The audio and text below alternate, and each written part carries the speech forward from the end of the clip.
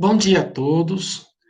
Hoje é dia 29 de maio de 2020. Eu sou o professor Homero e tenho a honra de estar aqui no canal da Escola Judicial do TRT da Quinta Região, no estado da Bahia. É impressionante, mas a gente esteve junto aqui durante 4 dias, né, de 4 de maio a 8 de maio, e estamos de volta agora para tratar de uma matéria, vamos dizer assim, correlata com aquelas medidas de emergência. Eu quero primeiro confirmar, então, se o som está audível e a imagem. Mudei um pouco aqui a posição. Espero que esteja tudo em ordem. Andréia, o pessoal, está com eco. Alguém falou que está com eco, mas aqui está em ordem. Veja aí se está em ordem o som, Andréia e colegas. Aqui está tudo ok. Uma alegria rever vocês e poder conversar de novo com os amigos do TRT da Bahia. Vamos lá, ajustem o som, estabilizar a transmissão e começaremos a falar da medida provisória 905, quando alguém imaginava que não fosse ter um encontro sobre a medida 905. Para mim está tudo bem. Viviane, se você está com eco, talvez seja o caso de reiniciar, porque da minha parte está bem, os outros colegas estão bem, não sei se seria o caso de você dar uma ajeitada na posição que ocupa. Pessoal, a Andréia Pressas me fez um convite para falar de uma medida provisória que não está em vigor, uma medida provisória que não foi votada, e a gente tem que ter cuidado, nem pode dizer que ela caducou, nem pode dizer que ela foi revogada. Vou explicar para vocês a delicadeza da situação. Algumas pessoas podem estar curiosas sobre qual a razão de nós estudarmos uma medida provisória que não está em vigor. Mas essas questões acontecem quando, né, normalmente aqui na nossa situação, o processo legislativo muito fluido, muito cheio de detalhes, né? Então, nós vamos ver com calma, nós temos 2 horas para tratar, nós não vamos falar dos 53 artigos da medida provisória, isso daí seria um preciosismo, quem quiser ler o texto da medida provisória inteira, fará lá um exercício é, de paciência e de conjecturas. Eu separei 5 artigos, que são os mais expressivos lá, que talvez permaneçam no tempo, mas na primeira parte do nosso encontro, nós precisamos nos situar o que aconteceu com essa medida, por que ela é importante e como foi que a gente não sabe nem muito bem o nome do seu desaparecimento, da sua revogação. É, Nós estamos transmitindo pelo YouTube. Sim, tem que assistir pelo YouTube, a melhor possibilidade é assistir pelo YouTube. Eu não sei, acho que os colegas vão se organizar. A colega deu notícia ali que já se organizou. É o seguinte, o governo federal fez uma mini reforma trabalhista em novembro de 2019. Na verdade, nem é mini, foi uma reforma trabalhista em novembro de 19. O governo anterior fez a reforma trabalhista através de um projeto de lei. Não sei se vocês se lembram, dezembro de 2017, de 2016, o governo Michel Temer mandou um projeto de lei com 5 ou 6 artigos, e no primeiro semestre de 2017, os 5 artigos viraram 100 artigos, surgindo a famosa Lei 13.467, que foi promulgada em julho de 17 e entrou em vigor em novembro de 17, dia 11 de 11 de 17. Essa é a chamada reforma trabalhista, doravante chamada Reforma Trabalhista de 2017. O novo governo, ao tomar posse, encomendou estudos para uma nova reforma trabalhista, inclusive com a nomeação de um grupo de altos estudos de reforma trabalhista, com a composição de vários magistrados e advogados representativos. Esse grupo de estudos apresentou algumas conclusões, mas o governo federal não enviou na forma de projeto de lei. Aí que começa o nosso encontro nesta manhã do dia 29 de maio. Eu saltei aqui todas as minhas apresentações, porque já me sinto íntimo da plateia, saltei aqui os agradecimentos à presidência do TRT5 e à direção da IJUD 5, para nós irmos direto ao ponto. O governo federal optou pelo envio de uma medida provisória. Haja, nesse momento, já uma decisão política, porque ele considerou, portanto, urgente e relevante, e abate-se como se fosse uma aposta. Se o Congresso Nacional aceita a urgência e a relevância, passa à frente dos demais projetos e transforma em lei, ou se assume o risco dessa urgência e relevância não serem, assim, candidamente aceito e o projeto naufraga. Alguns constitucionalistas, agora que a gente teve que voltar à lei constitucional para entender as medidas provisórias, chegam a dizer exatamente isso, que a diferença entre a medida provisória e um projeto de lei bem feito e bem encaminhado é justamente furar a fila, é pedir um favor para o Congresso Nacional de passar à frente. Alguns chegam a dizer isso em latim, um favor de acelerar o processo legislativo. Então, ao mesmo tempo, bate-se uma aposta para celeridade, encurtando para meros 4 meses a tramitação do projeto de lei, que nós vamos chamar de projeto de lei, né, mas do projeto normativo, é uma super vantagem em relação aos projetos que às vezes demoram meses ou anos, mas se assume um risco político e jurídico de não se obter êxito. E ao não obter êxito, assume o risco da reforma não ser aprovada, não ser é, é, sedimentada e ficar. Então, essa é a grande diferença da reforma de 17 para a reforma de 19. A reforma de 17, que começou em 16 através de um projeto de lei, teve a tramitação tumultuada, cheia de notícias, e senadores que votaram contra a sua consciência, depois medida provisória alterando a lei, mas ela virou lei, lei ordinária, e está dentro da CLT. Já a reforma trabalhista de 2019 optou pela via da aceleração da medida provisória e não virou lei, gerando agora algumas dificuldades que nós vamos ter que interpretar juntos. O que fazer com esse esforço que foi feito ali, com essa arrancada que foi feita, sem deixar um legado de uma legislação propriamente dita. Vocês não queiram saber quantas confusões surgem a partir desses detalhes, quantas dificuldades a partir desses detalhes. A, os colegas estão ainda reclamando, mas eu acho que já conseguiu estabilidade da rede, né? Assim espero. Eu, pelo menos, estou aqui como uma notícia normal, ou talvez seja o caso de reiniciarem ali. Mas vamos lá. Ah, e a partir daí, então, essa reforma trabalhista gerou, não concluída, gerou os problemas jurídicos que nós passamos a enfrentar a partir de agora. Uma curiosidade histórica, mas apenas para a gente descontrair. A reforma trabalhista de 2017 foi no dia 11 de novembro que entrou em vigor, então 11 de 11 de 17. E a medida provisória de 2019, que recebe o número de 905, é 11 de 11 de 19. Então, o 11 de novembro, que é feriado no hemisfério norte, pelo armistício lá da Primeira Guerra, pelo fim da Primeira Guerra Mundial, é o dia 11 do 11 no Brasil, para nós estudarmos as duas reformas trabalhistas, a de 2017 e a de 2019. Um detalhe também interessante para começar a aquecer os nossos motores, enquanto estabiliza aí a transmissão. Medida provisória, a gente conta em blocos de 60 dias. Depois da emenda constitucional 32, de 2001, as medidas provisórias passaram a ser de 60 dias de prazo, renováveis por igual período, de 60 dias. Antes de 2001, elas eram de 30 dias, sem limite de renovação.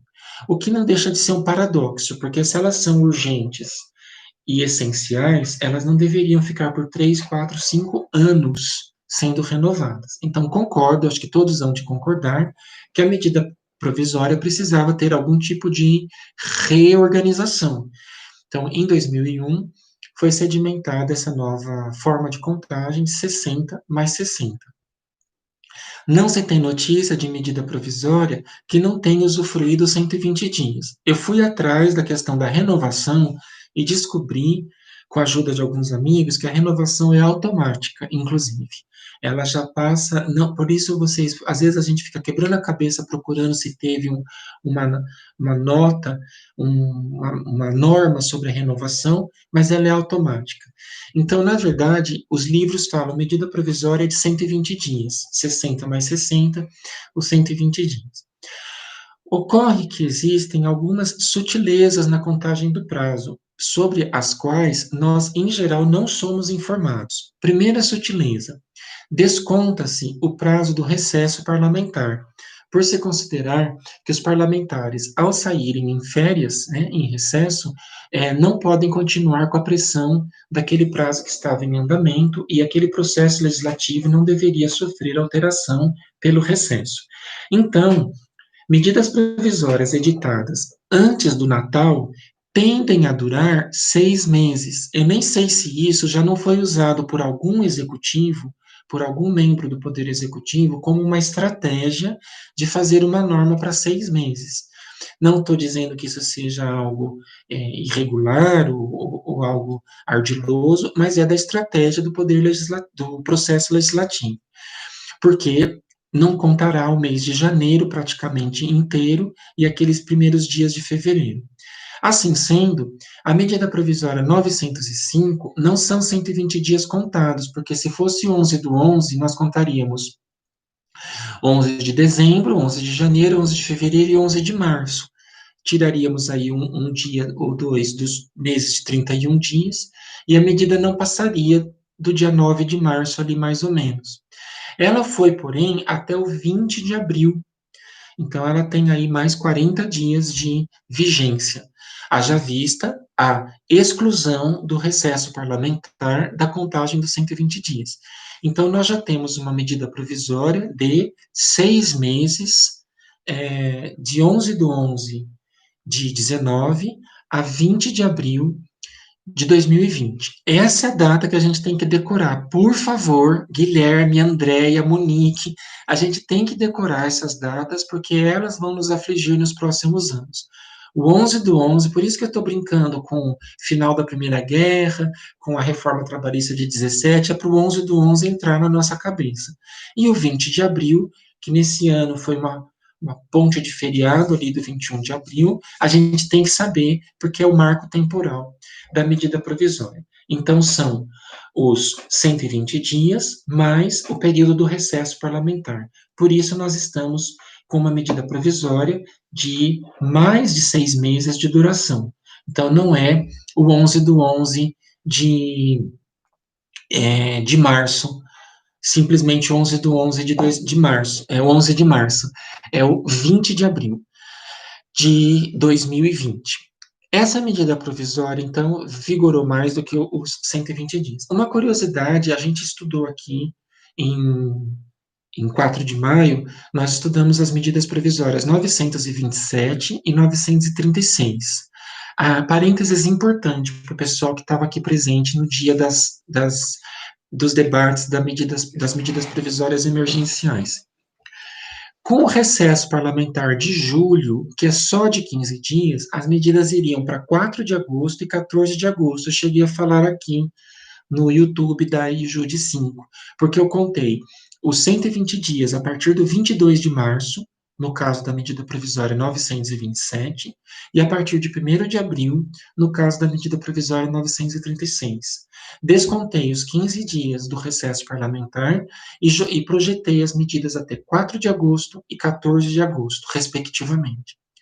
Ocorre que o Senado Federal divulgou a semana passada que vai cancelar o recesso parlamentar de julho de 2020, diante do cenário da calamidade pública.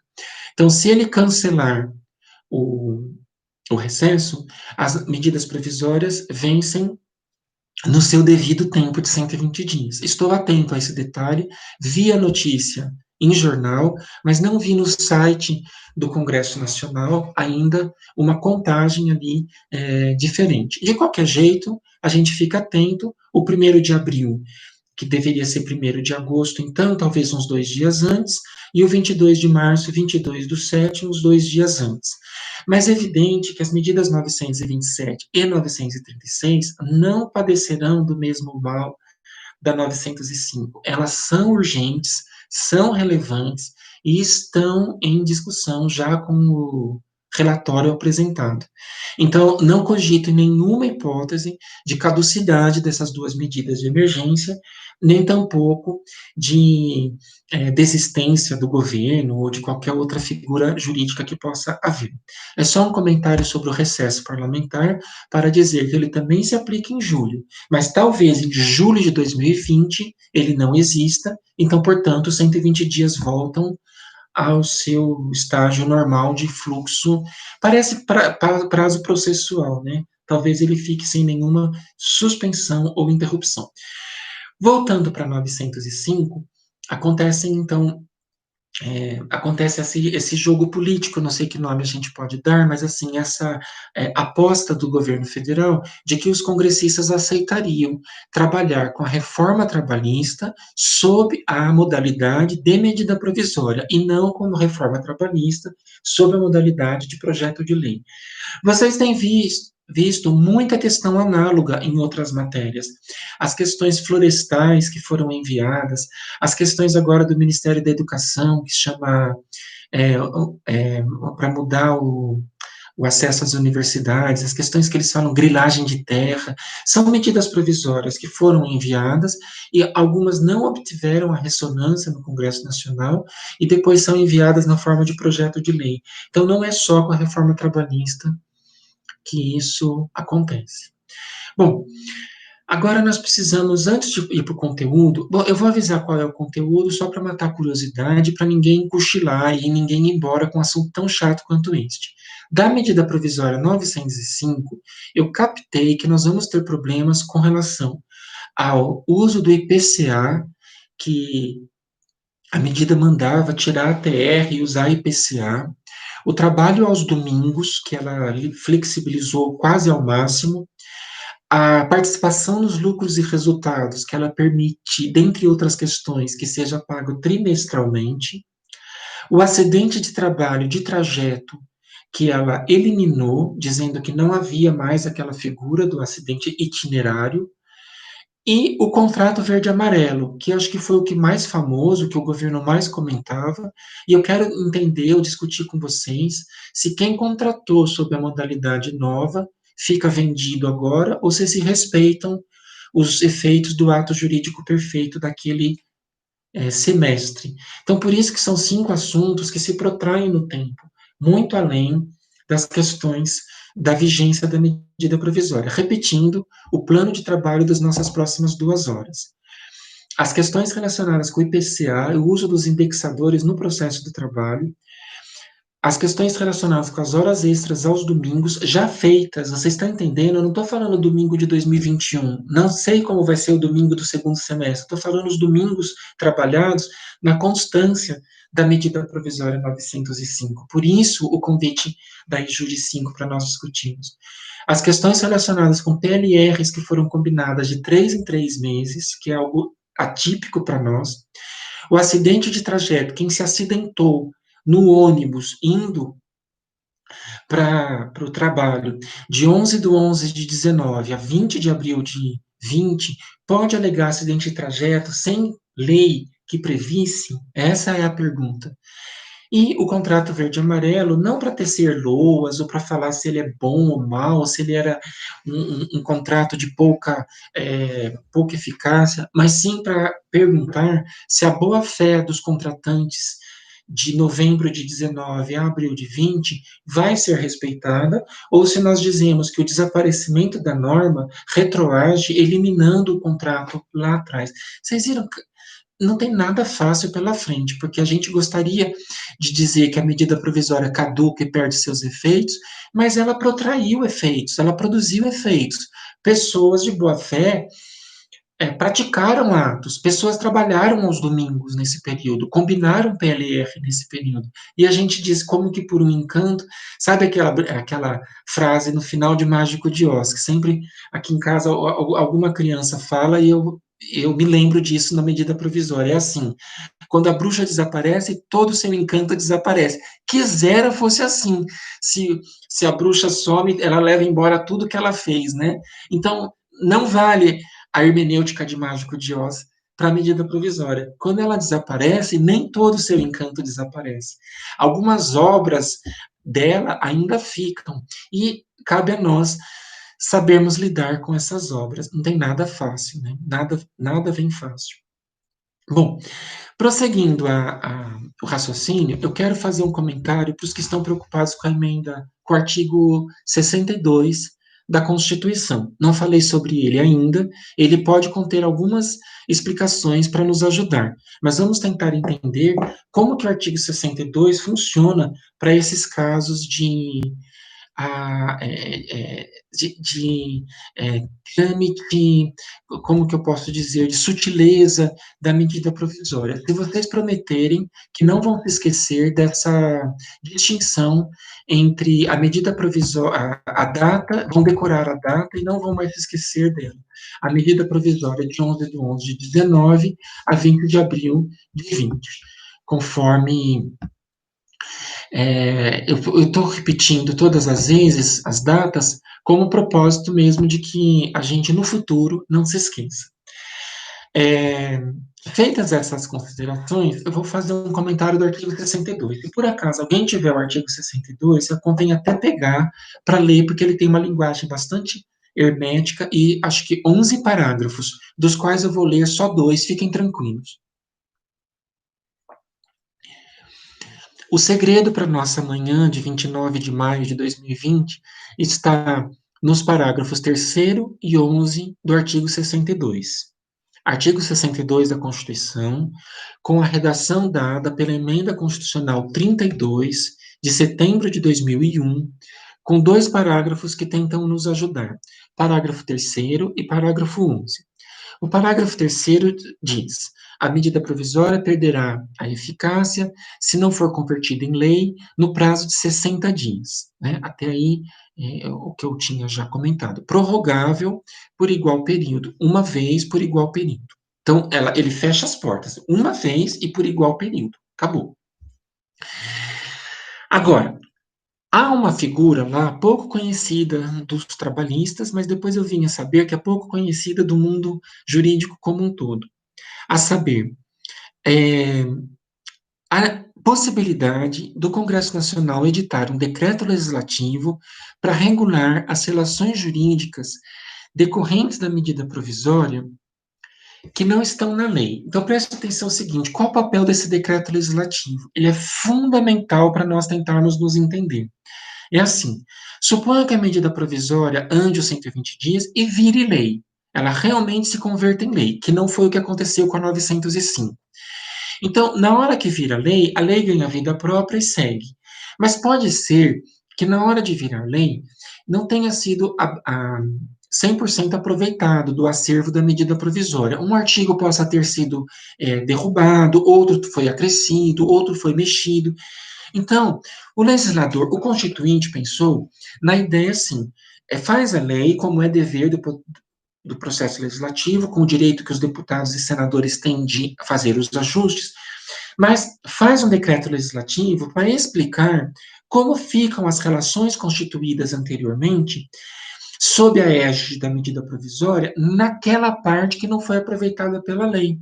Então, para dizer se eles são mantidos, se eles têm uma regra de transição, se eles têm uma carência, se eles devem ser repactuados em 30, 60, 90 dias, para deixar às claras qual é a roupagem que se empresta para a norma que está sendo retirada do ordenamento, não deixar as pessoas em situação de insegurança, não remeter para o judiciário resolver isso e prestigiar a boa-fé objetiva.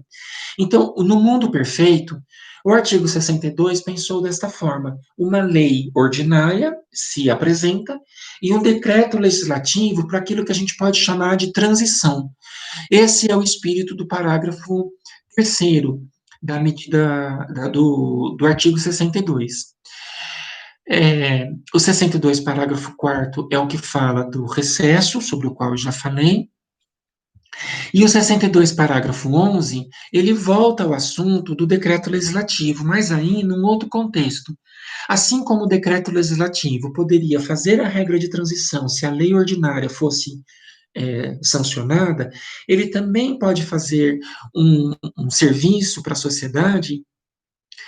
Atenção, se a medida provisória não virar lei, Esse parágrafo 11 é o mais importante da nossa manhã de sexta. Artigo 62, parágrafo 11. Se a medida provisória não virar lei por qualquer razão, por rejeição ou por caducidade, o Congresso Nacional pode e deve fazer um decreto legislativo disciplinando as relações jurídicas constituídas sob a égide da medida provisória. Espera-se que os congressistas orientem a sociedade se aqueles atos devem ser anulados, refeitos, mantidos, protraídos no tempo, repactuados, o que quer que seja.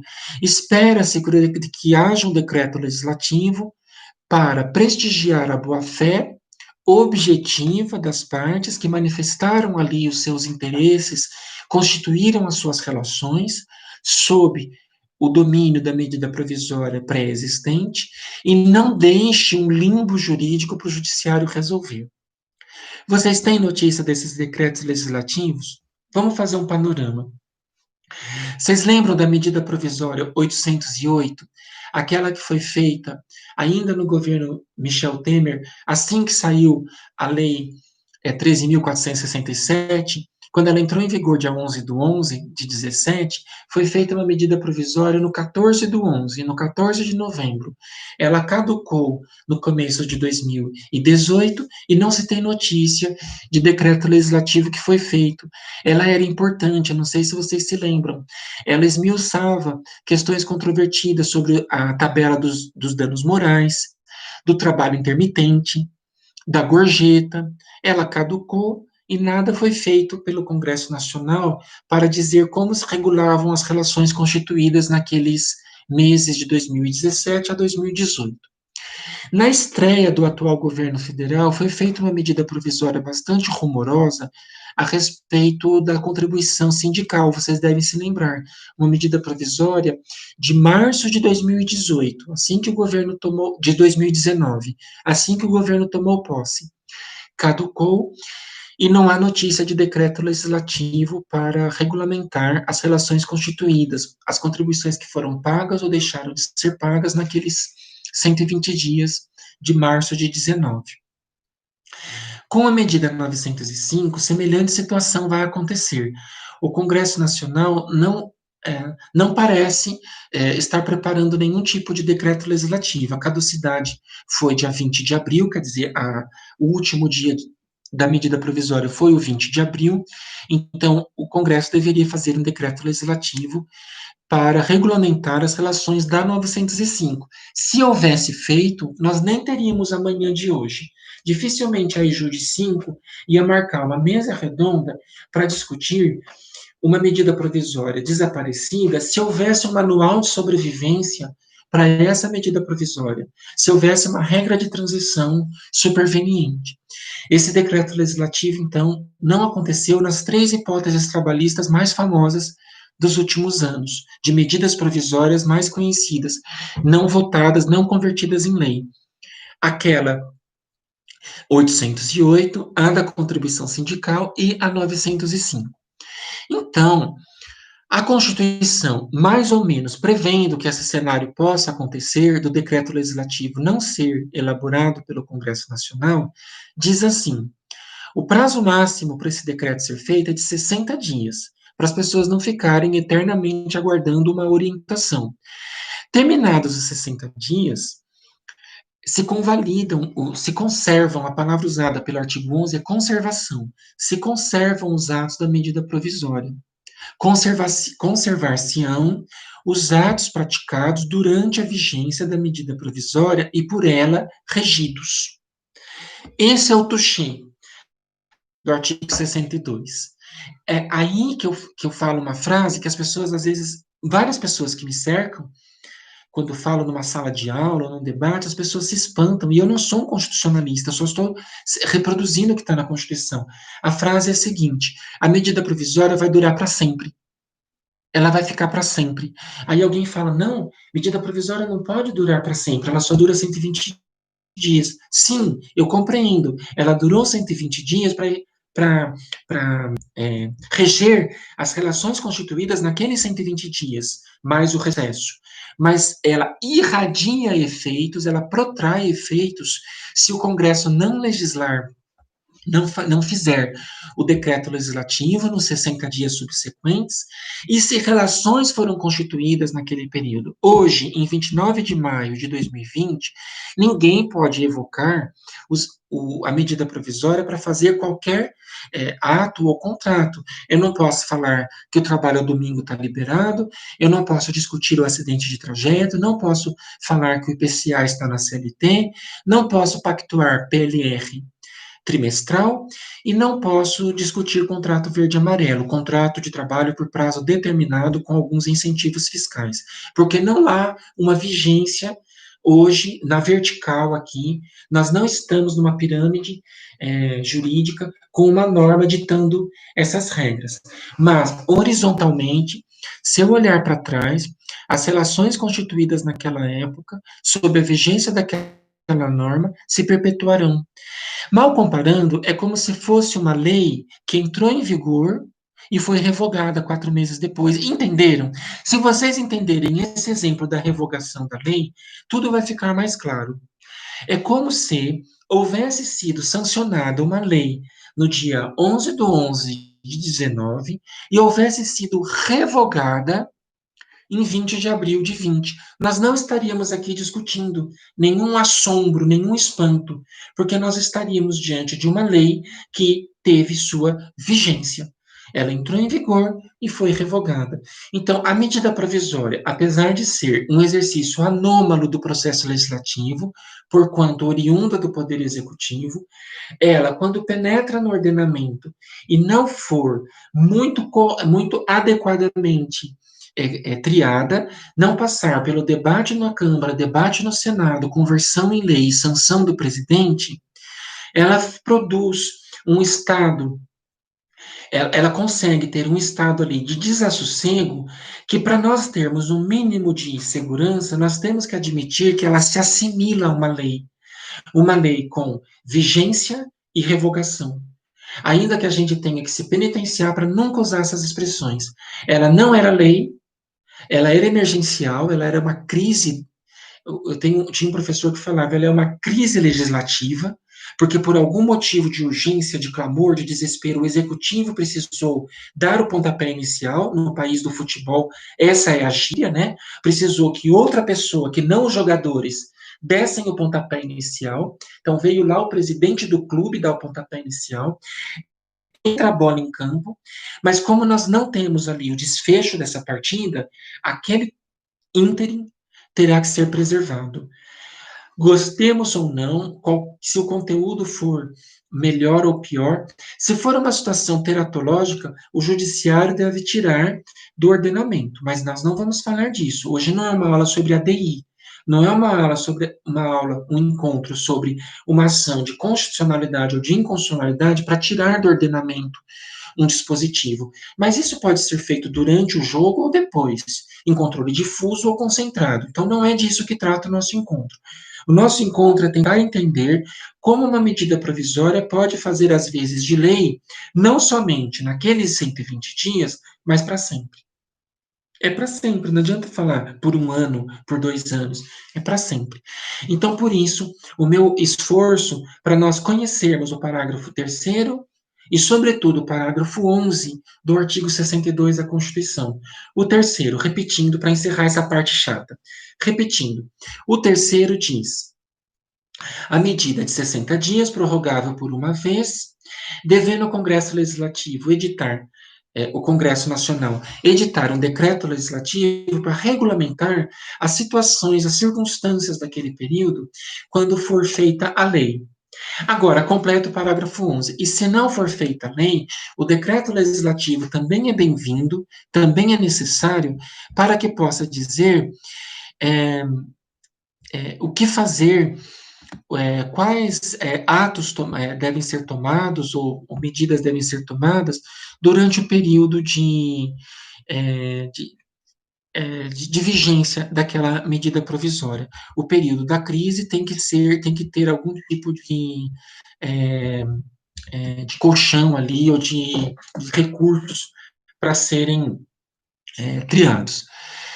A, o Maurício gentilmente colocou ali a medida provisória 808, a, e a aplicabilidade permanente. É porque uma medida provisória falava da outra ali, né? Que nós não temos sossego com relação a essas medidas provisórias. Vige para sempre, a Viviane diz, com a complacência do Congresso. Né? Nós não temos o que falar. Quando alguém. Isso daí, na verdade, é uma crítica bem interessante, porque às vezes as pessoas falam assim: abstraiam-se um pouco do governo federal de agora, para não ficar parecendo que a gente está falando de agora.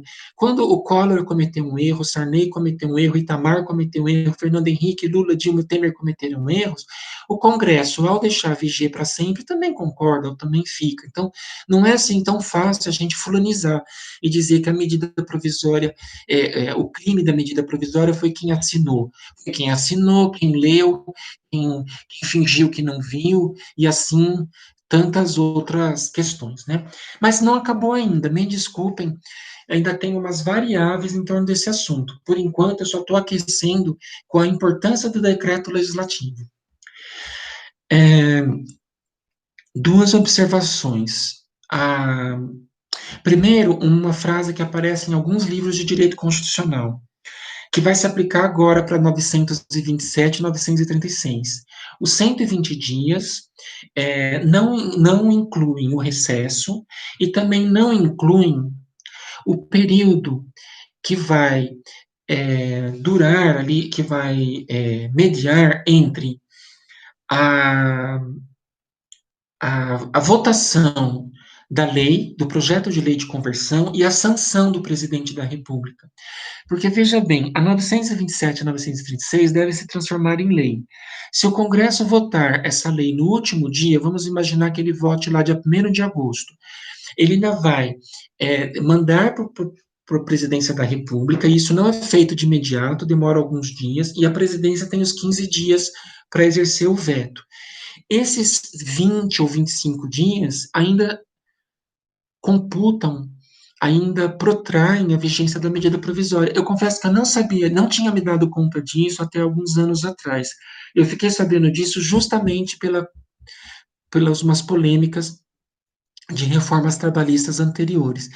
Então, a medida provisória ela pode tranquilamente chegar a 9 meses, porque se ela ganha os 2 meses de recesso e depois ela ganha mais um mês, mais ou menos ali, de, de veto, do exercício do veto. Quando a gente lê que o veto, a sanção é de 15 dias, na nossa ingenuidade, a gente pensa que são 15 dias imediatamente depois, mas não são. Às vezes o Senado fala que está na comissão de revisão de língua portuguesa, não foi publicado, e vai, até que chega à mesa do presidente para ele contar os 15 dias do veto. Então, preparem-se para isso, que a medida 927 936 vai entrar o mês de agosto adentro. Ela não vai ser, a menos que o Congresso encurte o prazo, esponte própria, vote, já emita em 24 horas. Mas na tramitação em geral, ela pode se protrair. Enquanto a sanção presidencial do projeto de lei de conversão não for exercida, a medida provisória sob a qual subjaz ali o projeto de lei permanece.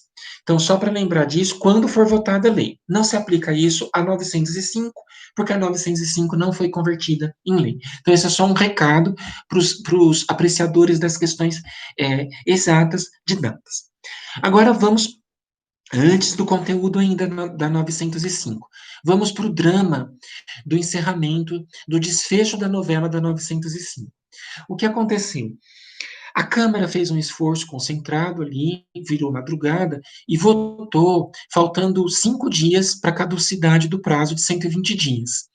Então, ali por volta do dia 13 de abril, foi uma segunda-feira, se não me engano, no 14 de abril, a Câmara votou. No 15 de abril, ela votou, terminou a votação dos destaques, e no 16 de abril ela enviou para o Senado Federal. Então, já começa por aí, no mínimo, uma situação constrangedora ou uma situação embaraçosa, porque é como se uma casa tivesse ficado com a medida 99% do prazo e a outra casa tem 1% do prazo para debater. Engana-se quem pensar que eram 120 dias em cada casa. São 120 dias de tramitação. Como são duas casas normativas, né, no processo legislativo, ali teria que ter ou um acordo político, um acordo de cavalheiros, ou uma construção. Eles fazem a comissão conjunta para apreciar, mas tinha que ter uma construção de um diálogo, como acontece nas outras medidas provisórias.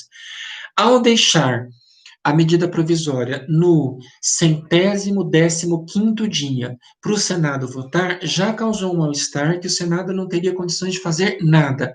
E mais um grão de sal para quem gosta dos detalhes. Se o Senado houvesse deliberado por alguma alteração, ainda tinha que voltar para a Câmara. Ou seja, no dia 15 de abril, já se sabia que não tinha viabilidade prática, já era natimorta a proposta. Mas porque a gente conhece que pode haver um acordo político, alguma solução, uma composição fora do nosso mundo jurídico, ninguém declarou isso no dia 15 de abril. Mas já se sabia da premência do tempo, sem contar que o prazo é contínuo, não é por dias úteis. Então ainda tinha o sábado e domingo no meio do caminho. Some-se a isso em época de calamidade pública, né? E o feriado do 21 de abril ali inibindo o funcionamento de muitas instituições no 20 de abril, aconteceu, então, o que já mais ou menos se esperava, que a caducidade iria suceder ali no 20 de abril. Quando ocorre a caducidade, o artigo 62 diz: se a medida for rejeitada ou não votada, ela não pode ser reeditada na mesma sessão legislativa. O conteúdo dela não pode voltar na mesma sessão legislativa por medida provisória.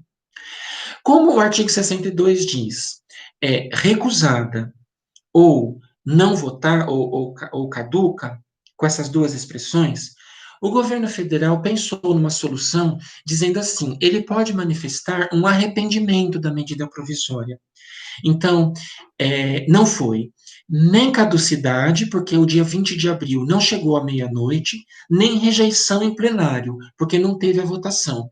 Então, o governo manifestaria um arrependimento e mandaria tirar a medida provisória. Ele fez isso, de fato, por escrito, através da medida provisória 955. É um número estranho para os nossos ouvidos, ninguém sabe, ninguém fala 955, mas a 955 tem um artigo, no dia 20 de abril, dizendo: revogo a medida 905.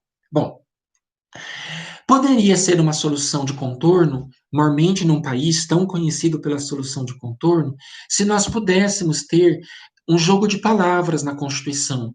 Então, quando a Constituição fala caduca ou recusada, a gente poderia ficar discutindo o verbo. Caducar é deixar escoar prazo, rejeitar é votar em voz alta e colher o quórum ali, colher o escrutínio, né? Mas essa estratégia, ela é já conhecida de muitos outros governos e ela entra em colisão total com aquela minha advertência inicial. Não foi projeto de lei que foi enviado. Se houvesse sido projeto de lei, admite-se que o autor, o proponente, retire o projeto de lei. Medida provisória, ela já entra em vigor. Ela é lei. Então, se ela já entra em vigor com a força normativa, não se admite que o proponente se arrependa e volte atrás. E isso já é discutido em doutrina há décadas e no Supremo também. O Supremo tem um julgamento paradigmático de 2004, lá atrás, quando houve uma tentativa de retirada 2004, portanto, de casos pretéritos, retirada, a expressão que foi usada era retirada da medida provisória. O que vai acontecer agora, não sei se vocês estão acompanhando o raciocínio, é como se o Congresso Nacional tivesse que apreciar as duas medidas provisórias.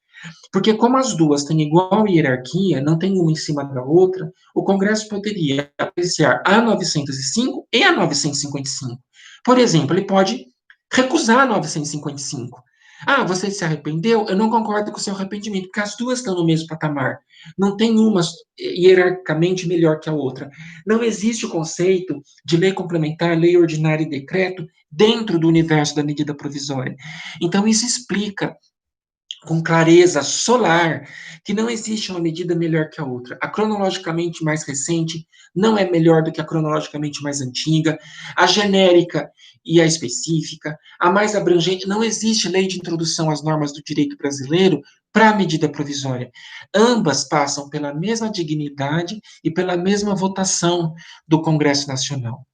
A ADI de 2004, que decidiu no Supremo que não existe arrependimento ou pedido de retirada, recebeu o número de 2.984. Então, quem quiser dar uma olhada, 2984. Essa ADI, ainda da época ministra Ellen Grace, ministro Nelson Jobim, discute se havia o fenômeno da retirada de MP. O Congresso é obrigado a votar as duas MPs. É claro que a primeira não dá mais tempo, mas ele vai ter que votar a 955, ainda que seja para deixar caducar a 955, para dizer que não concorda, e um dia a 955 teria que virar lei também. Então, é uma situação cerebrina em cima da outra. Como não existe o arrependimento, não se tem discutido muito a 955. Dificilmente alguém vai publicar um artigo na 955. Não sei nem se vocês sabiam da existência da 955, mas nós podemos ter agora mais de 10 cenários. Imaginar a 955 ser rejeitada, então, se ela foi rejeitada, ela está coordenando a 905. Se ela virar lei, se ela virar lei pela metade, se o Congresso colocar frases lá no meio. Então, a DI 2984, 2984, foi a DI que debateu a impossibilidade de arrependimento. Mas não acaba por aí ainda. É, apesar de todo o esforço que foi feito pelo governo federal em torno dessa solução política, no dia 20 de abril chegou a haver manifestação, o presidente do Senado avisou numa rede social no dia 19 de abril, domingo, que não ia votar, então o presidente da República, em respeito ao Congresso, mandou retirar. Apesar desse jogo de cena, dessa explicação política, é uma tese fadada ao fracasso porque não existe MP contra MP. A 2984 foi paradigmática lá nos anos 2000, mas agora, com a composição atual do Supremo, houve a votação da, de uma discussão do governo Temer se ele podia pôr e retirar a medida provisória. O pano de fundo era aquela questão do status de ministro. Ele queria dar status de ministro para um secretário para atrair foro, prerrogativa de foro, que houve muita discussão sobre isso nos governos recentes. Então, ele fez assim. Ele primeiro tinha rejeitado uma medida provisória, depois ele fez outra mudando o nome. Então, como o conteúdo era o mesmo, saiu uma tese nova, né, uma nova redação, dizendo que é inconstitucional MP ou lei decorrente de conversão de medida provisória, então, tanto medida provisória quanto a lei decorrente de conversão de medida provisória, se o conteúdo caracteriza uma reedição de medida provisória na mesma sessão legislativa. Essa é a DI 5717, 5.717. Essa ADI, ela foi mais detalhada porque ela falou que o que importa é se o conteúdo está sendo repetido, não importa mais a natureza jurídica do veículo utilizado, porque o governo pode falar que está fazendo numa outra medida provisória de reorganização dos poderes, colocar o assunto lá no meio e assim por diante. Então, a 5717 lembra que o conteúdo é o que importa, não pode haver é, arrependimento, reedição, cancelamento, retirada. Eu sugiro, então, que vocês leiam tanto a 2984 quanto a 5717. E por que eu estou me estendendo tanto assim? Eu já estou quase uma hora falando, ainda não falei do conteúdo. Porque não sei se todos estão a par. Eu prometo parar por aqui para falar do conteúdo a partir de agora. Não sei se vocês estão a par, é, mas o relator da medida provisória 927, a da pandemia, pegou a 927, que nós estamos estudando, lembram? banco de horas, teletrabalho, férias, e colocou os 30 artigos lá e acrescentou a 905, o conteúdo da 905 dentro da 927. Souberam disso? Não sei se a Andrea está sabendo disso. Pegou-se o conteúdo da 905 naquilo que diz respeito à fiscalização do trabalho, àquela história de acordo extrajudicial trabalhista homologado em cartório, e se colocou dentro da 927. Não sei se estão sabendo disso, faz só 3 dias que isso aconteceu, dizendo que ele propõe que a medida da pandemia vire uma lei com o conteúdo da pandemia, mais o conteúdo não votado da 905. A criatividade não tem limite.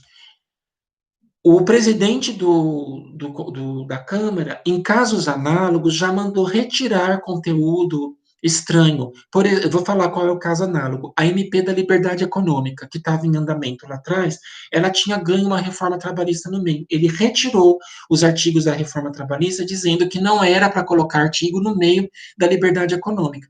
Agora, na medida provisória, que se chama Medidas Alternativas de Enfrentamento da Crise da calamidade pública, coloca-se uma parte expressiva, sem mudar a expressão, sem maquiagem, do jeito que estava na rejeição da 905.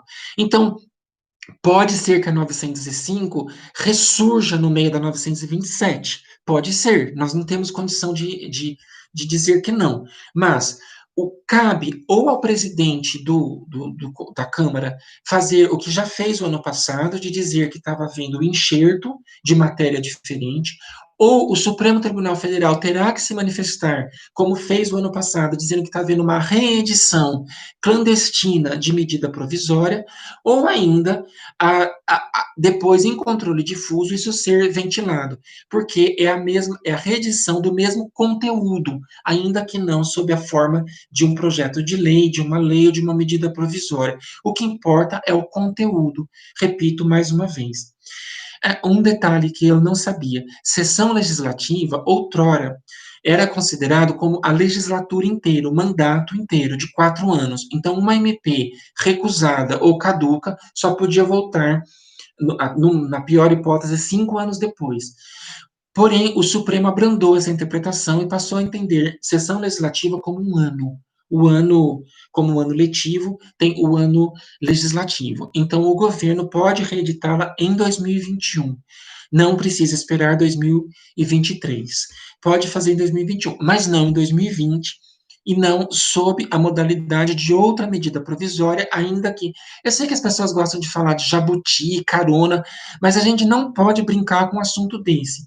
É uma reedição de matéria que não foi votada. O argumento de que a 955 se arrepende da 905 não sensibiliza o artigo 62 da Constituição. Eu vou parar de falar de medida provisória, que eu estou cansado de tanto assunto constitucional, eu estou ansioso para falar do conteúdo. Mas vocês viram que não tem nada simples. O conteúdo e o Jorge lembra, ainda que ela volte, vai ficar um período sem lei, então continua sendo importante o nosso encontro de hoje para saber o que vai o que vai ser feito nesse período, né?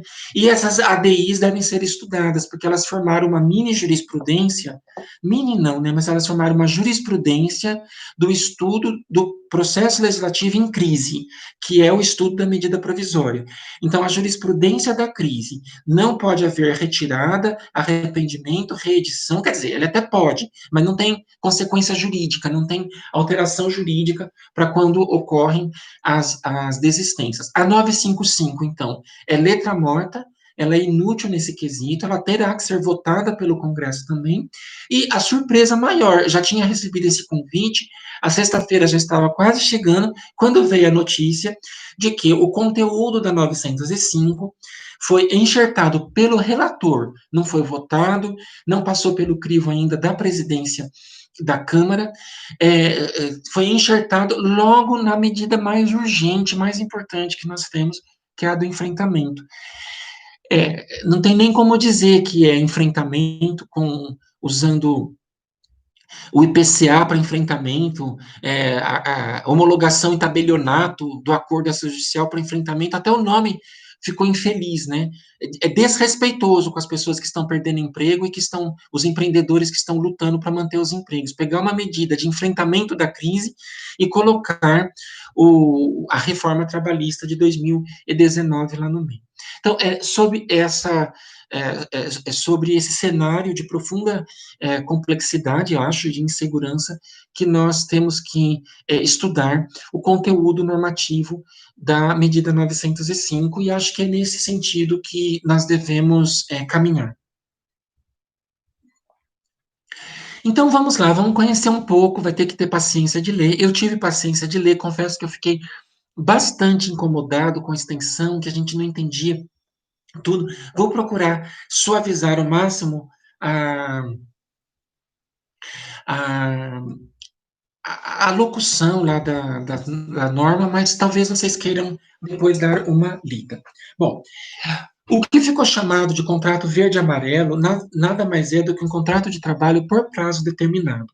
Quem conhece a história do direito do trabalho recente encontrará repetições literais integrais com relação a três leis de três governos recentes.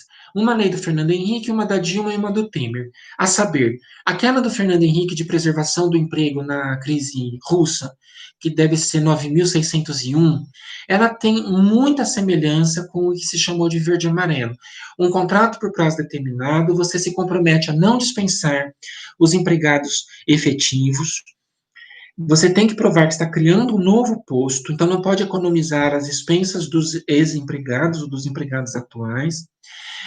E as duas leis do governo Dilma e Temer, que tinham um nome parecido, era Programa de Preservação do Emprego e Programa do Seguro-Desemprego, Programa de Preservação do Emprego e da Renda, que era também para tentar fomentar a criação de novos postos, e não só a manutenção dos postos atuais. Então, vinha escrito isso, vinha escrito que as pessoas tinham que ter de 18 a 29 anos. Depois o Congresso Nacional, a Câmara mudou a idade, mas na medida estava de 18 a 29. Mas o que nos concerne agora, porque isso já foi, não posso contratar hoje uma pessoa assim. O que nos concerne agora é que vinha escrito contrato de trabalho por prazo determinado, 24 meses. Fundo de garantia 2% e isenções fiscais significativas. A mais importante delas era a isenção da cota patronal da contribuição social. Isso sozinho eu já iria atrás desse contrato. Eu iria recomendar para qualquer pessoa, porque já tira de plano a cota patronal. É um subsídio enorme. Tira depois o sistema S, tira o salário educação, mas só de tirar a parte patronal da Previdência já é um alívio enorme, justifica-se esse esforço. Eu sempre vejo com bons olhos o uso do direito tributário para ajudar a solução dos gargalos. Eu não sei se foram feitos cálculos atuariais ali, enfim, mas esse era o grande chamariz. Agora, vocês fiquem tranquilos, que eu pus a mão à cabeça falando assim, nossa, quem contratou esperando essa isenção fiscal vai ficar muito bravo que a isenção fiscal caiu, né? Só que a isenção fiscal não chegou a ser concretizada. Por quê? O artigo 9º dizia que se remetia numa linguagem bastante cifrada, ele fazia uma remissão ao artigo 53, ou ao contrário, o 53, que era o último, fazia uma remissão ao 9º, dizendo assim, quanto ao disposto no 9º, que é a isenção fiscal, somente haverá a isenção quando o ministro da Economia declarar por ato normativo que atingiu metas fiscais capazes de liberar a isenção para os empresários do contrato verde e amarelo. Então, eu sugiro que vocês primeiro leiam o artigo 53, parágrafo 1º, que diz que dependia de uma regulamentação do ministro da Economia. E como durante aqueles 6 meses essa regulamentação não foi feita, não houve, portanto, o incentivo fiscal consumado. Então, eu estou um pouco menos incomodado, mais tranquilo, que não houve uma quebra de boa-fé tão grande assim. Imagine você contratar um produto, um serviço ou um trabalhador sob o fundamento de uma isenção fiscal e a isenção fiscal ser sabotada ou não ser mantida. Se bem que um colega me disse, mas quem contrata com isenção fiscal em medida provisória já sabe que está sujeito.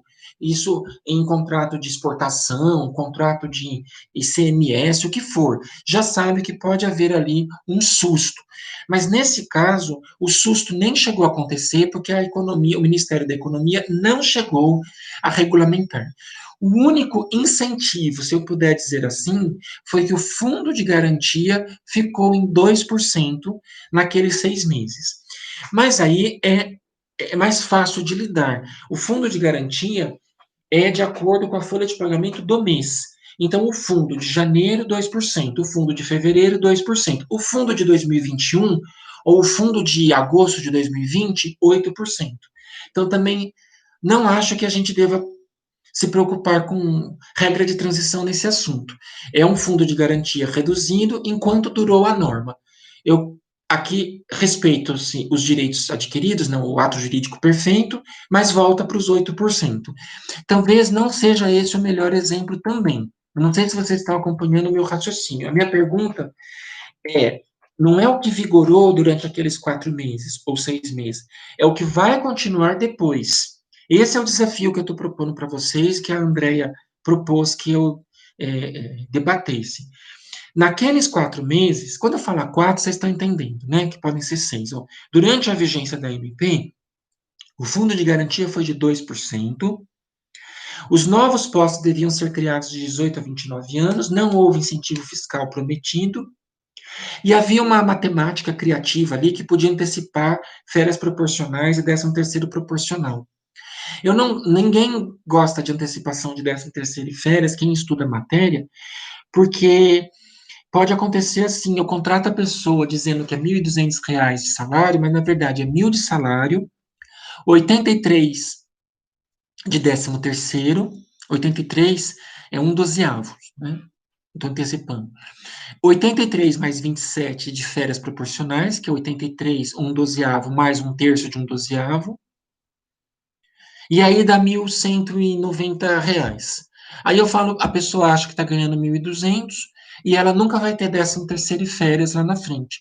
E pode até ter discussão sobre o gozo das férias também, né? Porque fica antecipando um dozeavo todo mês, termina o contrato e nunca tem gozo. Então, essa é uma estratégia do legislador bastante ousada e iria dar uma grande discussão se houvesse sido aprovada. Mas também não estou falando disso. O item que eu quero perguntar para os senhores, cuja resposta me atormenta. Quem contratou essa pessoa sob a modalidade de prazo determinado terá que pagar aviso prévio e multa de 40% na rescisão ou será respeitado o contrato por prazo determinado que foi revogado? Entenderam a pergunta? Vamos tentar transpor para o contrato de experiência, que é mais conhecido de todos nós. Suponha que hoje, dia 29 de maio de 2020, uma empresa contrate um empregado sob a modalidade de experiência, artigo 443 da CLT.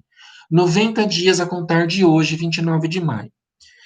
Já de uma vez só por 90 dias. Daqui a 15 dias, ele é surpreendido com a notícia da revogação do artigo 443 da CLT. O contrato continuará a ser a termo, porque se respeita o ato jurídico perfeito de 29 de maio, ou o contrato passa a ser por prazo indeterminado, porque no adimplemento do termo não há uma norma que regule aquele contrato por prazo determinado. Bom, eu estou inclinado a responder que nós precisamos respeitar o ato jurídico perfeito para não ilaquiar a boa-fé das pessoas que contrataram sob o regime jurídico da época. Mas eu confesso para vocês que vai haver um grande sossobro aí, por se tratar de um contrato por prazo determinado de 2 anos, que é o prazo máximo, até 2 anos, né? Ou um ano. Quer dizer, se o empresário usou desta faculdade em janeiro de 2020, ele pode ter criado novos postos de trabalho e contratado empregados a prazo determinado até janeiro de 22. E imagine em janeiro de 22 ele dizer, está encerrado o contrato, você não tem direito a nada, porque não tem aviso, não tem 40%. Já antecipou o 13º, ou não antecipou, ou pagou no mês, só sai com o saldo de salário. Certamente o empregado vai questionar e muito juiz, ao analisar, pensará, poxa, mas em 2022 tem que pagar aviso prévio. Então, essa é a minha primeira pergunta, das 5. Sim, a modalidade do contrato deve ser respeitada pela data, deve ser regida pela data, pela lei que estava em vigor na data da celebração ou pela lei que estava em vigor na data da extinção.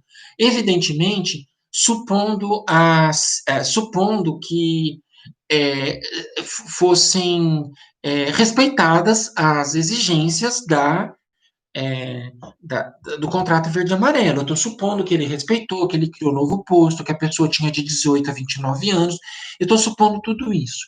Então, deixo vocês com esse barulho e acho, sinceramente, que está na hora de a gente prestigiar a boa-fé. Eu sei que isso dá trabalho, que o empregado vai ter uma dose de irritação, mas eu não consigo imaginar ainda uma solução que, se o contrato de experiência desaparecer no meio da experiência, retroage, retirando a contratação e deixando o contrato por prazo indeterminado. Transformação de contrato determinado para contrato indeterminado, a gente conhece, pratica e tem diversos cenários. Perda de prazo, prorrogação por mais vezes do que o devido, extrapolação, banco de horas, falta de prova, falta de forma escrita em alguns casos, até alguns juízes mais rigorosos, muito comum antigamente, hoje não, exigiam a prova da experiência, isso aparece nos livros clássicos, a prova do fracasso da experiência, então, discussões as mais variadas, mas eu, sinceramente, nunca vi uma discussão, e não sei se eu vou conseguir concordar, de alteração superveniente de lei, de norma que regia o contrato, comparando a regência do contrato na data e a regência da data da celebração e a regência do contrato na data da extinção. Então tá 1-0 para a medida provisória 905, se vocês concordaram com o meu raciocínio. Ela morreu e seus efeitos vão ser irradiados para sempre por 2 anos, aí nesse meu exemplo, né? E depois alguns por período de prescrição. Mas os efeitos vão ser irradiados enquanto houver um contrato celebrado sob a sua regência. Passo para o próximo item, para não matá-los de cansaço, que são os itens, é o item relacionado com domingos e feriados. A reforma da medida provisória 905, ela era muito intensa, muito forte nesse assunto. Ela conseguiu, ao mesmo tempo, atacar a CLT e a Lei 605 de 1949. Ela revogava todos os artigos que falavam de qualquer chance de ter que ter regulamento do Ministério do Trabalho ou da Economia, de saber se é atividade essencial, tudo era revogado. Ele só falava simplesmente assim: fica autorizado o trabalho aos domingos e feriados. Artigo 68, caput, novo. Acabaria com 67, com 68, acabaria com o artigo 1º da Lei 605. Então, fica autorizado o trabalho aos domingos e feriados. Como a medida provisória sabe muito bem que existe o DSR no artigo 7º, inciso 15 da Constituição, que está escrito preferencialmente aos domingos, criava-se um parágrafo 1º dizendo: o DSR deve coincidir com o domingo uma vez a cada 4 semanas. Então, vamos dizer assim, uma vez por mês. Uma vez por mês para comércio e serviços e uma vez a cada 7 semanas para a indústria. Eles separaram a indústria, nem sei se precisava fazer essa separação, já que era para liberar geral. Eles separaram sob o fundamento histórico de que a indústria não necessariamente precisa abrir em domingos, só se ela tiver com a produção atrasada, com pico de produção. Então, eles pensaram em espaçar um pouco mais. Então, um domingo a cada 7. Então, foi espaçando o domingo. Agora, no comércio, como vai abrir todo domingo, provavelmente, eles colocaram uma folga por mês ali, porque o empregado sabe que vai trabalhar. Bom, não sei. Essa é uma explicação que me deram, mas não tem muita diferença se era para liberar geral. Agora, já tá, é mais fácil de lidar do que o contrato verde e amarelo. É isso que eu quero dividir com vocês. Quem trabalhou aos domingos, de 11 de 19 a 20 de abril de 20, não poderá reivindicar, vamos lá, aquele um domingo a cada três do comércio, que aparece, curiosamente, era uma outra medida provisória, né? Aquela lei que virou 10.101. Aquela lei 10.101, nesses 4 meses, perdeu sentido, porque nesses 6 meses perdeu sentido, porque é um domingo a cada quatro. Quem trabalhou nesse período e a norma coletiva falava de uma outra forma, vamos ter problemas, a gente vai ter que fazer a norma mais favorável. Quem trabalhava nesse período em indústrias e serviços que não tinham autorização legal para funcionar aos domingos, não tinha aquele quadro de mantimentos perecíveis, de trabalho em serviço de hospitalidade, aquele decreto, aquelas portarias de autorização. Agora vem o é, minha ansiedade. Daqui a 4 anos, ainda na prescrição quinquenal, alguém vai abrir um processo. Suponha um exemplo fácil, lá, o shopping center, o vendedor, um exemplo simples, acessível a todas as comarcas, de Caetité a Lauro de Freitas, aí, para brincar com a nossa conversa lá de maio. Ele abre o processo e fala: eu quero o adicional de 100%, porque eu trabalhei é, todos os domingos do mês. Aí o juiz daqui, imagine só, Andréia, imagine só, daqui a 3 anos, a sentença vai ter que ser assim: defiro o adicional de 100%, sendo um domingo a cada três durante todo o período, exceto de 11 do 11 de 19 a 20 do 4 de 20, em que a conta deve respeitar um domingo a cada quatro, por conta da redação do artigo 68 da CLT ter ficado suspensa naqueles 6 meses sob nova orientação. É o 68 da CLT que eu citaria na minha sentença. Dá para citar a Lei 605 e outras normas, mas é o 68 que foi cirurgicamente reformado. Por que eu estou insistindo? Porque isso é direito material, isso é hora extra física. A energia humana foi empreendida naqueles 6 meses. Eu não posso falar, a hora extra se rege pela data da sentença. Isso é ridículo. A gente está há 30 anos falando que a hora extra se rege pela data da sua consumação, da sua realização. E digo mais, não é nem pela data do pagamento, o quinto dia útil do mês de maio. É a data da efetiva realização das horas extras. O dia que ela foi feita, o domingo, 19 de abril de 2020, estava em vigor uma lei que dizia que o trabalho aos domingos era liberado, com uma única folga a cada quatro. Então, esse é meu segundo exemplo. De todos os 5, é o único que não me despertou, assim, palpitação, dúvida. Eu estou preocupado para onde nós vamos com esse domingo. Ele vai ter que ser encarado, vai ter que ser respeitado. O drama vai ser respeitar esse domingo daqui a 3 ou 4 anos. Quem vai lembrar disso? O advogado muito capacitado que vai pôr na petição inicial. Eu brincava com os meus alunos assim: fique tranquilo, isso daí vai fazer parte da categoria. Ninguém pede, ninguém contesta, ninguém defere. É a minha melhor hermenêutica quando aparece um drama desse no meio de. Mas para pessoas que fazem muita hora extra aos domingos, isso não é despiciando. Para uma pessoa que faz horas extras durante a semana e eventualmente foi num domingo, talvez nem tenha mudado.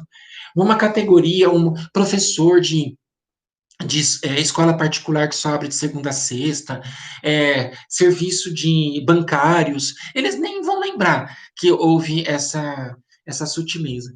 Mas durante a vigência da norma, comércio, indústria, serviços passaram por essa mudança. Terceiro item, PLR. PLR passou por muitas mudanças ali, mas algumas talvez não tenham dado tempo de serem implementadas. Ó, a comissão paritária foi flexibilizada. Eles tiraram a necessidade de avisar o sindicato e de ter um representante sindical. Incluíram dois programas de PLR simultâneos, que poderia ter uma PLR da filial, uma PLR global da empresa. Eles passaram a admitir é, PLR em sociedade sem fim lucrativo. Na verdade, já existe essa tese, porque você poderia usar o R e não o L, né? Participação em lucros e resultados. Eu já tive vários casos assim de análise sérios, rígidos, que não eram fraude, de de sociedades que querem diminuir as casas de caridade, hospitais sem fins lucrativos, entidades religiosas, que querem ter como resultados é, diminuição das queixas, acidente de trabalho zero, melhoria do controle de qualidade, melhoria dos elogios em ONGs, em serviços, selos de qualidade, empresa amiga da criança. Eu posso colocar um R ali em destaque. A medida provisória escancarava isso. Então, eu não vejo assim como grande problema, mas serve de alerta. Se você tiver que analisar uma sentença de uma PLR, de uma casa de caridade, de um clube recreativo, firmada na vigência da norma, não vão ficar tão desesperados, porque a norma liberava a participação em resultados. Mas eu acho, Andréia, que o mais delicado na nossa análise, que a gente vai com a lupa, ver se a PLR abusou, se ela era um salário escamoteado, como que ela foi feita, é a trimestralidade. Ela me inquieta um pouco, porque nós sempre combatemos os pagamentos trimestrais, as antecipações, e a medida provisória liberou o pagamento trimestral. E aí eu volto à mesma pergunta que eu fiz aos senhores, com relação ao contrato de trabalho verde-amarelo. Se eu combino, em janeiro de 2020, uma PLR de um ano, com pagamentos trimestrais, e faço o pagamento em março, seria assim, o último dia do trimestre civil. 31 de março, 30 de junho, 30 de setembro e 31 de dezembro. Eu sou surpreendido pela revogação da norma. Eu devo transformar o trimestre em semestre? Entenderam a minha pergunta? Bom, vamos dividir em duas etapas. Ninguém vai censurar a empresa que fez o pagamento dia 31 de março, né? Não vão falar, dou natureza salarial porque foi trimestre. Então, ela fez um pagamento trimestral sob a vigência de uma norma que dizia que o pagamento era trimestral. Acho que seria um preciosismo fazer algum tipo de retroação. Isso só o Congresso Nacional poderia ter feito lá no decreto legislativo a que me referi. Ele poderia ter feito, repactue, dá um jeito, né? Então, essa primeira parte me parece mais tranquila. Mas e agora? Você orientaria um cliente ou proferiria uma sentença dizendo que agora o trimestre deve voltar a ser semestre? Isso vai ser problemático, porque, na verdade, ela lançou bases de um pacote. Esse é o problema quando uma medida provisória de 120 dias combina alguma coisa de um ano, como foi a nossa conversa sobre o banco de horas de 18 meses, né?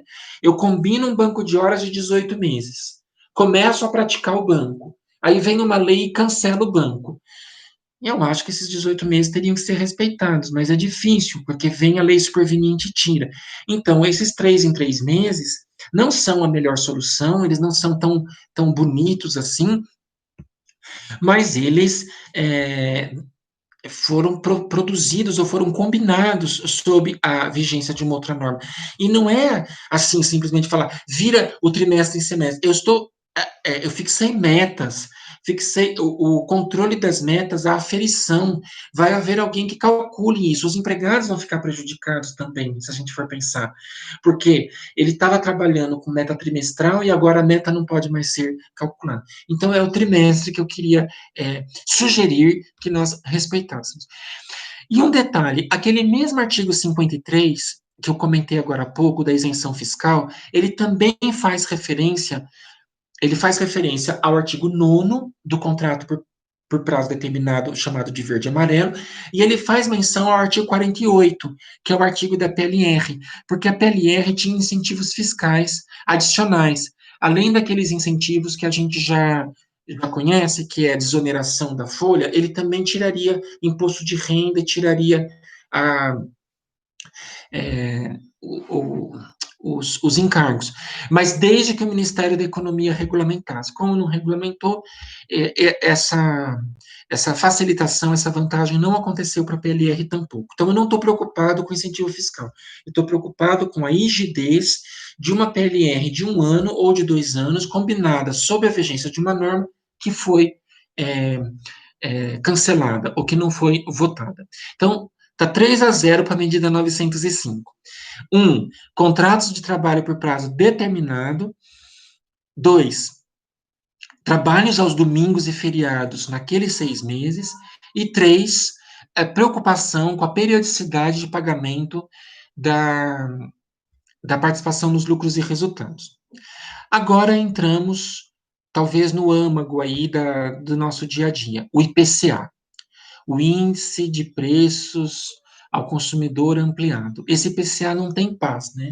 Eu não estou aqui para tratar do julgamento do pleno do TST, que concordou com o IPCA, a reclamação constitucional que suspendeu o IPCA, o TST julgou favorável, o Supremo Tribunal Federal julgou favorável o IPCA para ente público, para débitos de entes públicos, e ainda não concluiu julgamento para entes privadas. Não é nada disso. É que a medida provisória 905 alterou a redação do 879, parágrafo 7º, e, ao mesmo tempo, do 883, e também do 39 da Lei 8.177, aquela lei da atualização. Então, ela fez ali a tríplice coroa. Ela altera o 879, que é o artigo dos cálculos de liquidação. Altera o 883, que é o artigo dos juros. E, para ninguém discutir colisão, ela altera a Lei 8.177, lá no artigo 39, que é o nosso artigo, que fala na Justiça do Trabalho, juros e correção monetária. Para dizer que, a partir de 11/11 de 2019, deveriam ser calculados os juros da poupança e a correção monetária do IPCA. Então, olha, vou fazer uma piada bem desrespeitosa aqui, mas para ajudar. Alegria de pobre dura pouco. O trabalhador ficou feliz que ele sai da TR para o IPCA, que era o sonho de consumo de qualquer um.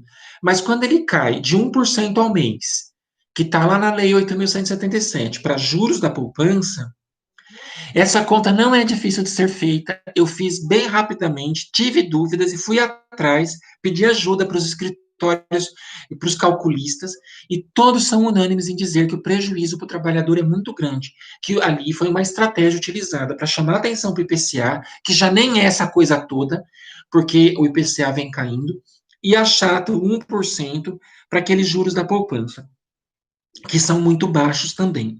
Então, naqueles 6 meses, a atualização, de maneira geral, ficou bastante deprimida, ela foi muito perto de zero. Então, vamos repetir.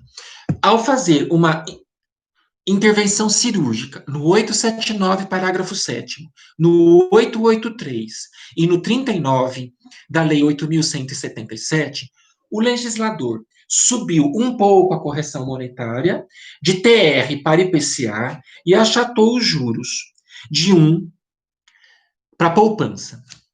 Problemas. Bom, primeiro, devia ter medida provisória sobre matéria legislativa, sobre matéria processual. Eu deixei propositalmente para agora esse assunto. Eu pulei a leitura da emenda constitucional 32. Em 2001, na reformulação da medida provisória para evitar abusos, o Constituinte proibiu medida provisória de processo. E esses são artigos de processo, meus senhores. Vai dizer o quê? Que é artigo de direito material, que é artigo de direito coletivo, é 879 da CLT, que é o âmago do cálculo de liquidação. 883, que é o artigo da execução mesmo, não pagando o executado, será garantida a execução, e mais o artigo 39 da 8.177. Então, de plano, eu acho que 2/3 dos colegas, sem hesitar, já vão começar com a inconstitucionalidade formal. Nada a se alterar quanto aos cálculos de liquidação, haja vista que mera medida provisória não podia ter alterado o processo. Se o Supremo não o disse em controle concentrado, eu direi em controle difuso. Essa é uma explicação bastante palatável, bastante sensata, porque nós estamos diante de letra expressa do artigo 62 da Constituição. Estava no pacote de uma reforma trabalhista, correto, mas lá no meio colocou-se artigo de processo. Se houvesse sido convertido em lei, a gente poderia ter uma outra discussão, mas em MP, nasceu e morreu em MP, o processo civil, o processo trabalhista, o processo eleitoral não permitem, não se sensibilizam com mudança por medida provisória. Bom, se por acaso alguém disser que precisa que isso seja aclarado pelo Supremo ou que naquele período vigorou aquela norma de alguma maneira, nós vamos ter que fazer um zigue-zague na sentença. Vai ter que fazer assim, olha, meu Deus, como vai ser isso em 2022, e 3, e 4, 2030? Porque aqui não tem a ver com prescrição, eu estou calculando, né? O processo pode ter sido ajuizado em 2018, a sentença é de 2020, a execução de 2024, 2025. Paciência, exemplos vários vão acontecer assim, dentro das relações processuais, respeitando a prescrição quinquenal lá de trás do direito material. Então, vai ficar assim a sentença. Olha só, o Guilherme deve gostar disso, né? E os cálculos lá minuciosos. Eu sei que aí tem um pessoal bem afeto a cálculos. Vai ficar assim: corrige-se pela TR até tal data, pega o acórdão do TST em tal data, o acórdão vem vindo. Aí, de 11 do 11, e ainda por cima é pró-rata-di, né? Porque é 11 do 11 de 19 a 20 de abril de 20. O cálculo deve subir para IPCA, ou já estava em IPCA, se o colega usa o acórdão do TST. Mas, em contrapartida, os juros de 1% ao mês, que vem vindo determinam que naqueles 6 meses seja poupança. Sendo que, em novembro, vamos fazer uma maldade agora, em novembro vão ser 11/30 de 1%, certo? Porque o 1% nasceu, aí veio o dia 11, matou. 11/30 de 1%, depois 19/30 dos juros da poupança. Aí, poupança em dezembro, poupança em janeiro, poupança em fevereiro, poupança em março, poupança em abril. Não. Em abril, 20/30 de poupança e 10/30 de 1% e a vida continua. Eu não sei se alguém vai ter coragem de fazer isso, mas na literalidade da norma é isso. Porque a norma bagunçou os juros naqueles 6 meses. Eu quero muito bem esse assunto, porque me preocupa muito com execução trabalhista. E acho que a gente não pode deixar eternizar. A empresa bem assessorada, ela vai levar isso até as últimas instâncias, e fiquem atentos para liberar pelo menos o principal, pelo amor de Deus, não vai reter o principal enquanto discute isso. Talvez vai ter advogado de reclamante que até fala, concordo aí com a empresa para receber logo. Mas nós ficamos dentro de uma execução combalida, de uma liquidação trabalhista já bastante complexa, ainda ganhamos uma emoção a mais para nós lidarmos. Não sei se tinham se dado conta disso, mas é o drama, o drama que teremos pela frente.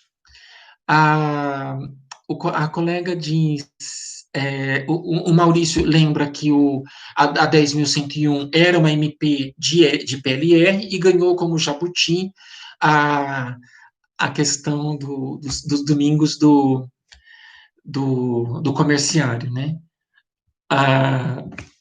O George fala a participação dos lucros e prêmios, né? Do jeito que as coisas ficaram. Porque, não, do jeito que as coisas ficaram, não, é que ele está falando o nome que estava lá, participação nos lucros e prêmios. E esses prêmios teriam incentivos fiscais, então ele lembrou corretamente. Esses prêmios, ao terem incentivos fiscais, caíram por terra porque o governo não regulamentou e a medida não foi. Meu problema está naquele trimestral mesmo. A Viviane se lembra corretamente de que é matéria processual, A saída é não aplicar os juros, declarando inconstitucionalidade incidental. Perfeito, Viviane. Eu estou perdoada porque eu não tinha lido antes, né? Nós pensamos juntos. Inconstitucionalidade formal, os juros têm natureza processual. O Jorge citou precisamente a linha B, que está lá, artigo 62, parágrafo 1º, inciso 1º, letra B. Quem quiser ir direto ali ao ponto da Constituição, a parte que fala da matéria processual. A Viviane cita bastante jurisprudência do STJ, e o Antônio nos lembra, nos brinda, que a Câmara inseriu IPCA e juros de 0,5% na MP 936. Antônio, essa da MP 936, eu vou preferir não me manifestar, porque eu sei que foi o deputado Orlando Silva, né, que é o relator, e ele fez um comentário a respeito de uma necessidade de estender, não é a mesma crítica que eu fiz a 927, que o deputado, acho que paranaense, o catarinense, inseriu a 905 ali. A 936, ela com a cara de pandemia, com a cara de redução e suspensão. Mas foram feitos alguns ajustes que eu não li ainda. O problema da 927 é mais grave, que colocou o universo inteiro da reforma dentro das medidas de enfrentamento. Mas obrigado, eu vou checar o juros de 0,5% ao mês na 936, que também, se for simplesmente isso, também está errado. Porque medida de enfrentamento, não pode incluir o preço do trabalho depauperar o processo. 2, é processo. Então, eu acompanho o raciocínio dos colegas quanto a isso. Mas vocês estão vendo, esse talvez, dos 5, seja o item mais delicado, porque pode ser que em Caetité ou em Lauro de Freitas não apareça nenhum contrato verde e amarelo. Pode ser que não tenha dado tempo de implementar a PLR trimestral para muitas empresas. E pode ser que os trabalhos aos domingos e feriados já estejam regulamentados por normas coletivas mais benéficas e nós sejamos poupados de tudo isso. Agora, IPCA e juros, a gente vai morrer, o mundo vai acabar. Minha tese é assim: o mundo vai acabar e vão ficar discutindo juros. Os marcianos vão ficar discutindo e qual era o juro aplicado a essa hipótese. Depois que o meteoro colidir, ainda vai discutir se o meteoro corrige com juros ou com correção monetária. Bom, para terminar, o acidente de trabalho. Na vida, você tem que ter um pouco de sorte. Eu fiz uma maldade agora. Eu vou falar uma maldade, mas a gente está entre amigos, pelo amor de Deus. Você tem que ter um pouco de sorte. Já imaginou uma pessoa que se acidenta numa colisão de ônibus, num descarrilamento de trem, durante uma regra que diz que o seu acidente não tem valor jurídico e depois volta a ter valor jurídico? Isso deve ser um karma. Você tinha que se acidentar naquela data ali, você não podia se acidentar antes ou depois. A minha brincadeira de mau gosto é para provocar os senhores. Será que a gente pode, nesse caso, trabalhar com o conceito de direito material? Eu estou até agora, acho que estou 4-0 para o direito material, né? Porque eu falei, o que importa é a data da subscrição do contrato. O que importa é o dia que você fez a hora extra. O que importa é o dia que você celebrou a PLR. E aí o IPCA fica para as almas, discutindo. Agora, o dia do acidente, eu estou encasquetado. Vocês sabem o que é encasquetado? Não sei se no Oeste Paulista fala encasquetado. Não sei se no Oeste Baiano fala encasquetado. Se eu colido o carro ou se descarrilha o veículo leve sobre trilhos lá, não sei se já terminou a construção, ou se a balsa, pronto, a balsa, não vem a ponte, vai de balsa, a balsa colide, de 11/11 de 2019 a 20 de abril de 2020, a medida provisória retirou do ordenamento a expressão mais correta é, suspendeu a eficácia. Suspendeu a eficácia do artigo 21, inciso 4º, a linha D, olha que requinte de crueldade, né? Vem lá no artigo, revoga-se. Tá lá no final, bem no final da medida provisória. Revoga-se. O artigo 21, inciso 4º, a linha D da Lei 8.213. Quem não é do ramo, ou se sente perdido, sem ar, ou acha que não aconteceu nada. Ó, eu vou repetir. Lá no fim, acho que artigo 51, lá no fim da MP, aparece escrito uma série de revogações e vem, revoga-se o artigo 21, inciso 4º, a linha D da Lei de Benefícios, né? 8.213 de 91. Aí a gente faz a lição de casa, vai lá e pega o 21. Equiparam-se a acidente de trabalho. Inciso 4º. O acidente sofrido pelo segurado ainda que fora do local de trabalho. A linha D. No percurso da residência para o trabalho e do trabalho para a residência. E agora? A eficácia foi suspensa, que é o nome que os tratadistas usam, e agora caiu a suspensão da eficácia, voltou a funcionar. Pessoal, por coerência, vamos ser sinceros aqui, brincadeira de lado, ninguém tá para brincar e ninguém tá para passar a mão na cabeça de ninguém. Por coerência minha, de tudo que eu falei até agora, eu terei que dizer, não gosto do condicional, né? A gente tem que ser seguro. Eu terei que dizer que o acidente de trabalho se mensura, o conteúdo, o conceito de acidente de trabalho se mensura pela data da ocorrência. Eu teria que dizer isso. Porque quem se acidentou nos anos 60 que não tinha norma, quem se acidentou antes de julho de 91, quem não era segurado, quem era o conceito de acidente de trabalho daquela data. Vocês sabem por que eu estou discutindo acidente de trabalho, né? Para nós, basicamente, estabilidade. Fundo de garantia, estabilidade, mas tem consequências. Até para o cálculo do benefício lá no INSS tem consequências. Tem consequência para fundo de garantia, para estabilidade, para norma coletiva, para plano de saúde. Plano de saúde não vai ser mantido em alguns casos, né? Então não é pouca coisa. Então, por coerência, eu teria que sustentar que é a data do fato, a data da realização do fato. Se o trem descarrilhou no dia 1º de fevereiro de 2020, não havia norma que regesse a matéria. Ocorre que eu estou parecido com aquele caso lá que vocês me acompanharam o meu drama da autodeclaração do serviço externo, né? Todo mundo com quem eu falo diz, não pode. Se suspendeu a eficácia e depois a MP caiu, revigoram-se os efeitos do acidente de trabalho e volta a ser acidente de trabalho. Eu ainda não digeri, sabe por quê? Suponha que foi um ferimento leve. Ele se acidentou, não tão leve assim.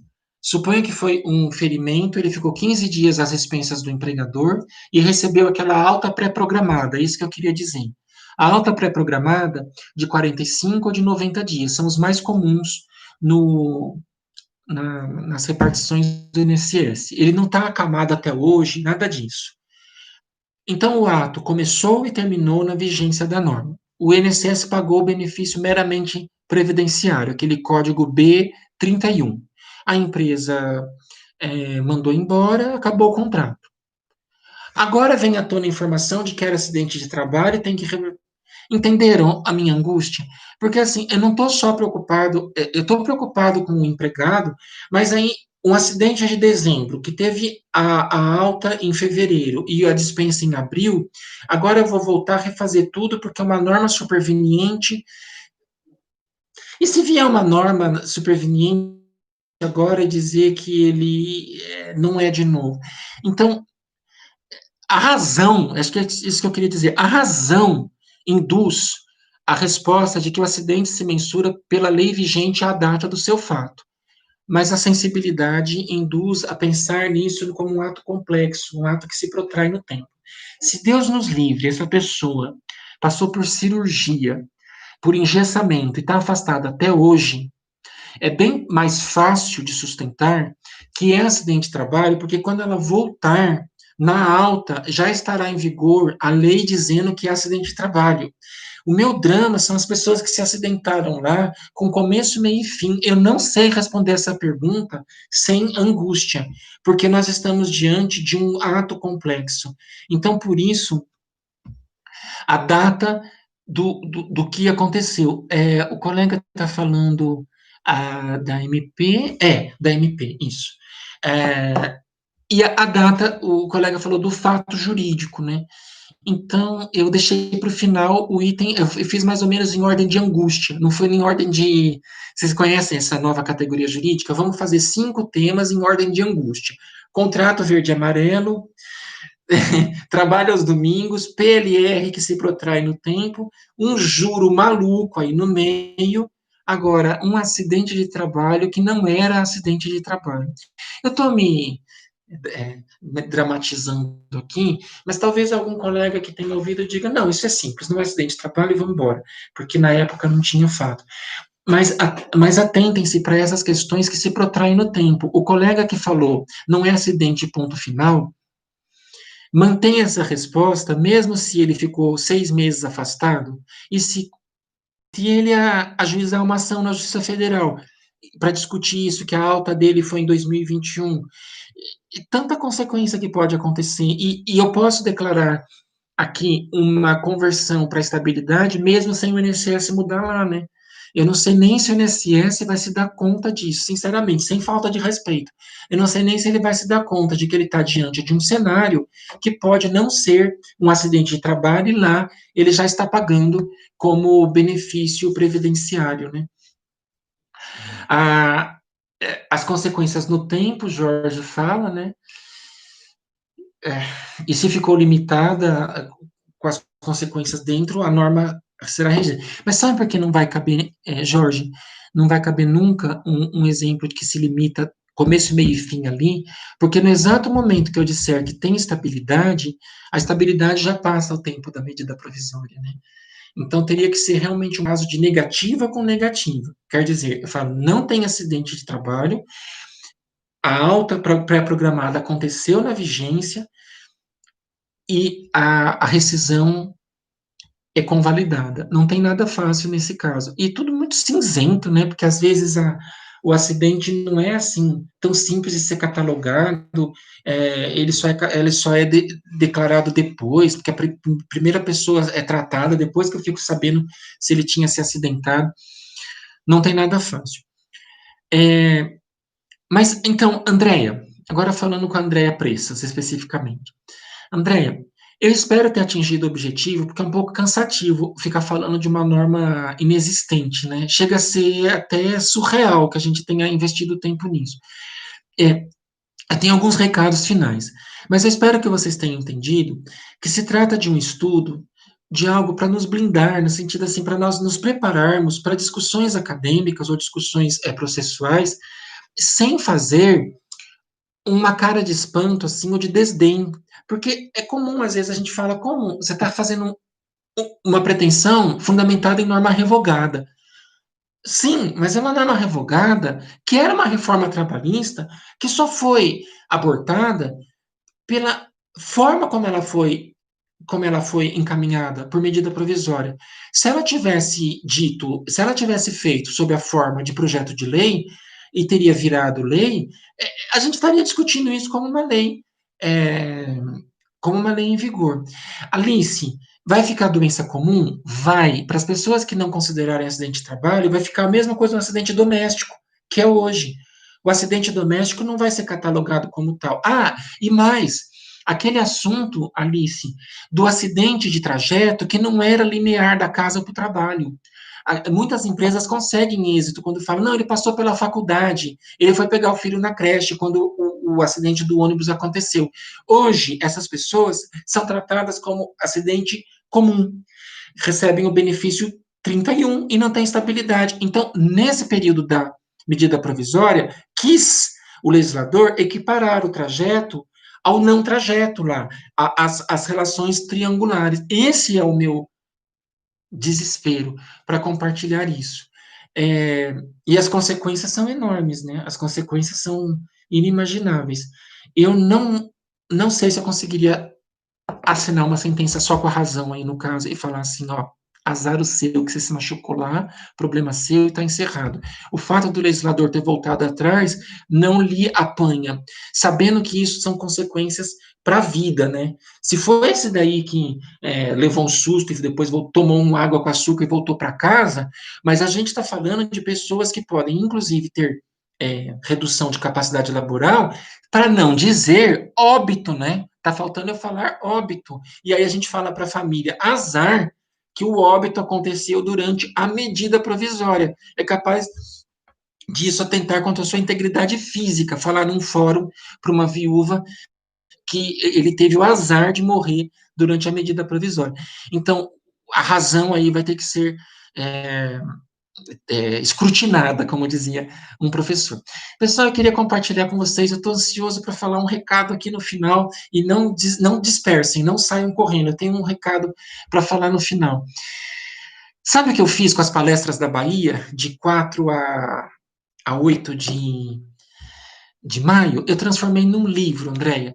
Eu saí escrevendo no 4 de maio mesmo, saí escrevendo ali com as anotações que nós tínhamos, com as perguntas que muitos fizeram. Cito o exemplo do shopping de Lauro de Freitas, sem dar o nome para não prejudicar ninguém.